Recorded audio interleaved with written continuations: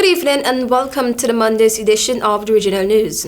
The two Guyanese women who were arrested on April 4th for attempting to smuggle 21 pounds of cocaine out of Jamaica pleaded guilty to the St. James Parish Court and were sentenced to 10 months in prison. Cousins Oshora Moses, a 21-year-old nail technician, and Abiki Moses, a 27-year-old cook, both of Georgetown, Guyana, were also ordered to pay a combined fine of $3 million or spend an additional 6 months in prison by presiding parish judge Sasha Murray Ashley. The women pleaded guilty to the possession of, dealing in, and attempting to export cocaine. They pleaded not guilty to the charge of conspiracy to export cocaine, after which a no evidence motion was entered by the prosecution in relation to that charge. Attorney at law Henry McCurdy, who represented the two cousins, appealed to Judge Ashley to show leniency to his clients, saying both of them have families to care for and had good characters previously.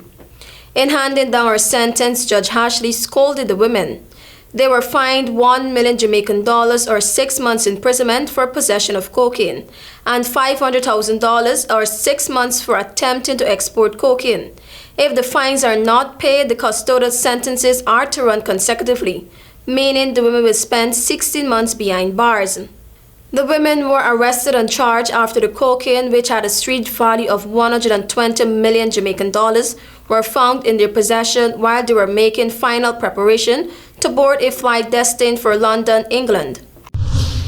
Government officials from Brazil are using their president's first visit to Europe since being elected to raise awareness and fight against the racial discrimination faced by Brazilians community in Portugal and elsewhere. Brazil's Minister of Racial Equality, Anel Franco, was one of the officials who traveled with President Luiz Lula da Silva. Her mission was to bring discussion about racism to the table.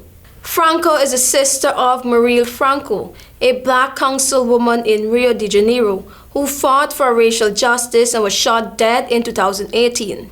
When elected, Lula said he aimed to attack racism on Brazil's legacy of slavery. Portuguese vessels carried nearly 6 million enslaved Africans into slavery. Most went to Brazil. Europe's top human rights group previously said Portugal had to confront its colonial past and role in the transatlantic slave trade to help fight racism and discrimination in the country today. A study by Casa do Brasil showed 91% of Brazils in Portugal, a community of around 300,000, have faced some sort of discrimination in access to public services. Although last Monday's shooting at Temple Street, Arima, left one woman dead at the scene, a second woman has now succumbed to her injuries sustained during the attack after spending 4 days at hospital. Alana Lane died at a medical facility on Sunday. The 41-year-old was shot in the head after gunmen stormed their house on April 17 during a birthday party for her sister who had turned 37. Candice Griffith lost her life during the gun attack. Following the incident last week, Alana had been warded in a critical condition. As part of the continuing investigation, officers returned to the home on April 20th, where they were met by a ferocious pit bull and were forced to shoot it in order to enter the property. After executing a warrant, 3 females, including the recovering pensioner, were arrested after they were found to be in possession of 2 spent 9 ml shell casing, which were believed to be from the night of the mass shooting.